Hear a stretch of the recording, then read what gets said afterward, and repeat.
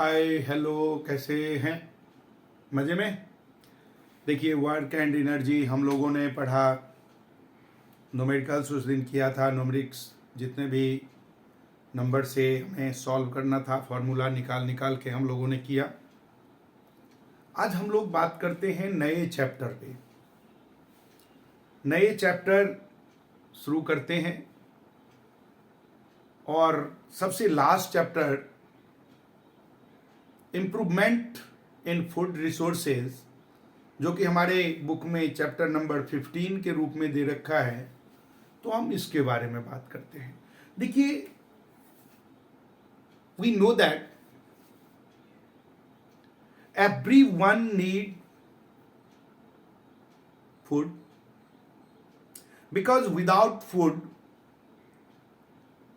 we do not perform any activities, any processes, even those processes which is necessary for surviving the life, वो सारे के सारे process हमें जो perform करना होता है जिंदा रहने के लिए, उन सब के लिए भी फूड की जरूरत होती है। आजकल पॉपुलेशन हद से ज्यादा बढ़ता जा रहा है। हमने रिसेंटली ही वर्ल्ड रिकॉर्ड को तोड़ा है। Now we are number 1 populated country in the world। China को भी लात मार के पीछे हटा दिया, यानी पॉपुलेशन बढ़ता जा रहा है। जितना पॉपुलेशन बढ़ेगा उतना प्रॉब्लम क्रिएट होगा, क्योंकि बेटा एक भी बंदा ऐसा कोई पैदा नहीं होता जो भोजन ग्रहण ना करे और अपना जिंदगी बिता ले। हर एक प्रॉब्लम का, जितने भी प्रॉब्लम्स क्रिएट हो रहे हैं, उन सब के पीछे एक ही फैक्टर है, that is the population. Population बढ़ेगा, रिक्वायरमेंट बढ़ेगी। रिक्वायरमेंट बढ़ेगी, एरिया तो फिक्स है। जितना इंडिया पहले हमारा था, आज भी इंडिया उतना ही है। जबकि पॉपुलेशन की बात अगर करें तो पर डे लाखों बच्चे पैदा होते हैं।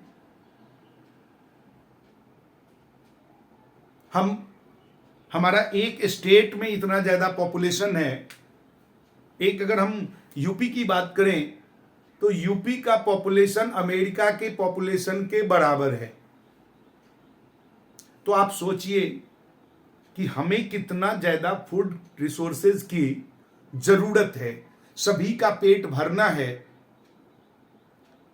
तो फूड से ही बढ़ेगा, और फूड का रिसोर्सेज बढ़ाने के लिए हम लोग एरिया तो नहीं बढ़ा पाएंगे कि भाई पॉपुलेशन हमारा ज्यादा बढ़ गया, भैया रे चाइना तू ऐसा कर कि थोड़ा सा आप दे दे जगह मुझे, या पाकिस्तान को कब्जा करके पाकिस्तानियों को मार मार के भगा दिया जाए, वो भी नहीं कर सकते।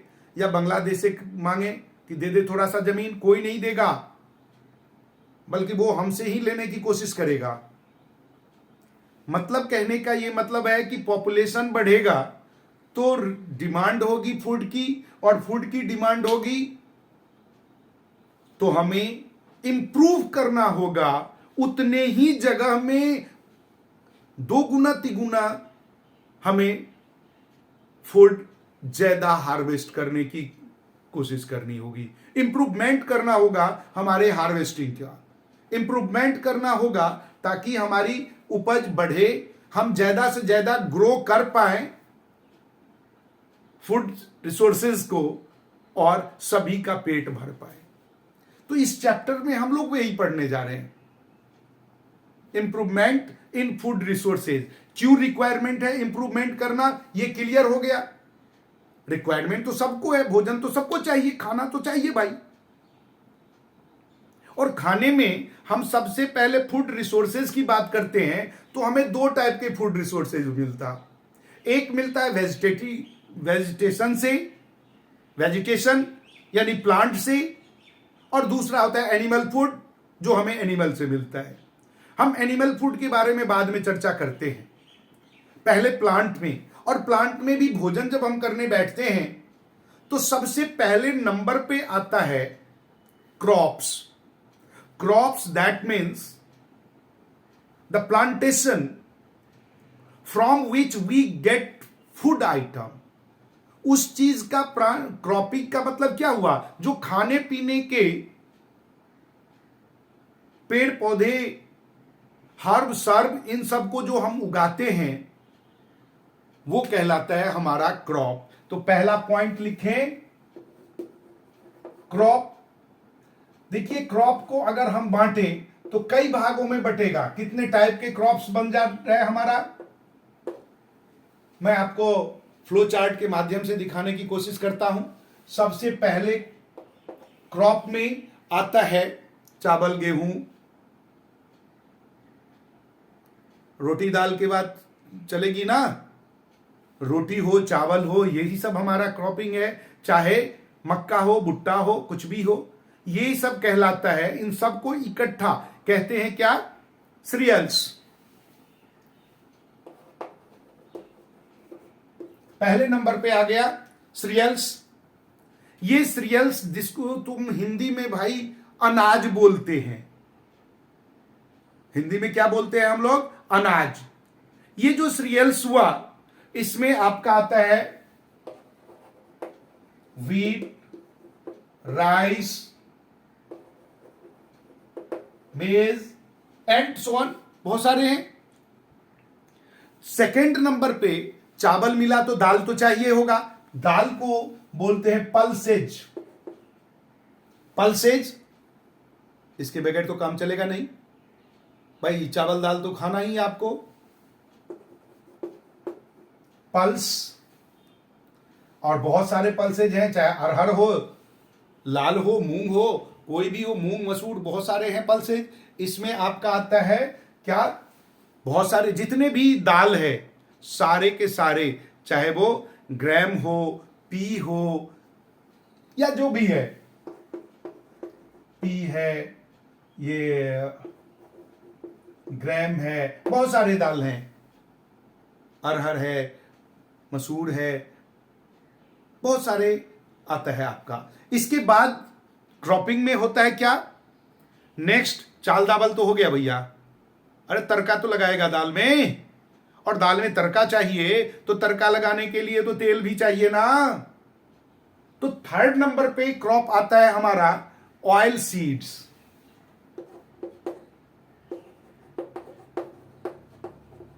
ऑयल सीड्स, ऑयल सीड्स में मस्टर्ड है सबसे मेन।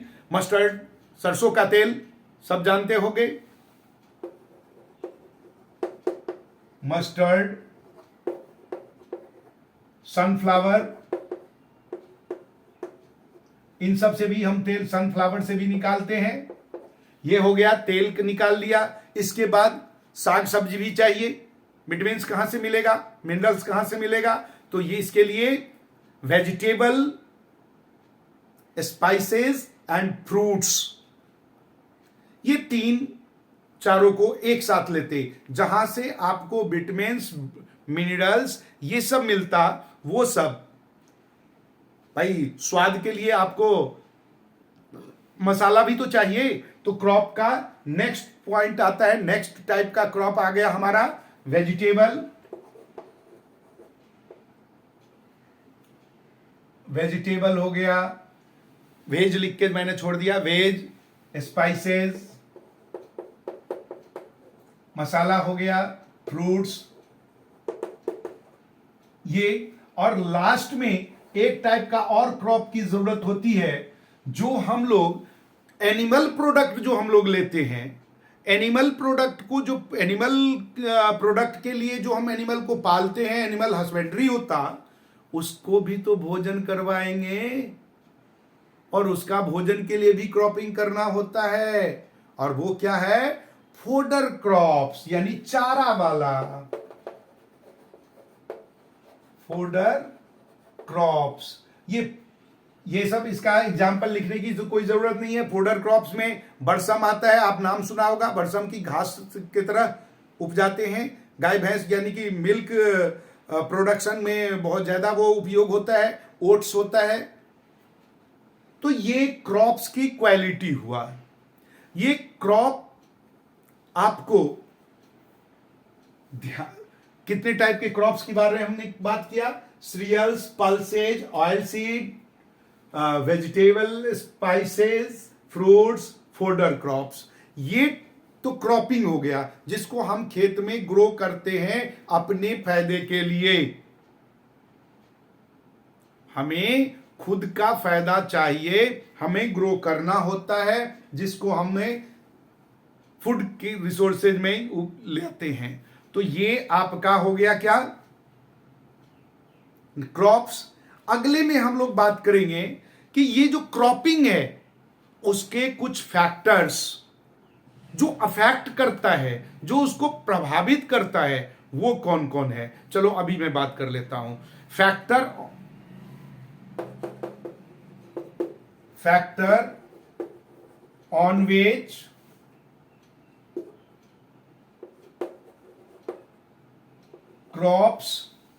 क्रॉप की ग्रोथ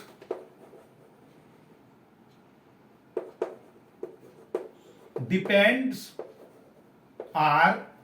ये कौन कौन से फैक्टर हैं जिसके ऊपर क्रॉप का ग्रो करना यानी क्रॉप का जो ग्रोथ होगा वो निर्भर करेगा। सबसे पहले टेम्परेचर। हमें बहुत सारे क्रॉप्स टेम्परेचर के अकॉर्डिंग हम लोग बात करेंगे, उसमें भी डिफरेंट टाइप के क्रॉप्स कैसे किसको कितना टेम्परेचर होगा वो आगे में पहले पॉइंट लिख लेते हैं। सेकेंड पॉइंट है क्लाइमेटिक। जो क्लाइमेट है, किस टाइप का कंडीशन चाहिए किसी भी क्रॉप के लिए, तो उसको हम लोग कहते हैं। जैसे अगर हम एप्पल का प्लांटेशन यहां शुरू करें दिल्ली में, तो क्या हम उपजा सकते हैं? नहीं हो सकता। हर जगह का अपना अपना क्लाइमेट के अकॉर्डिंग है। तो क्लाइमेटिक कंडीशन,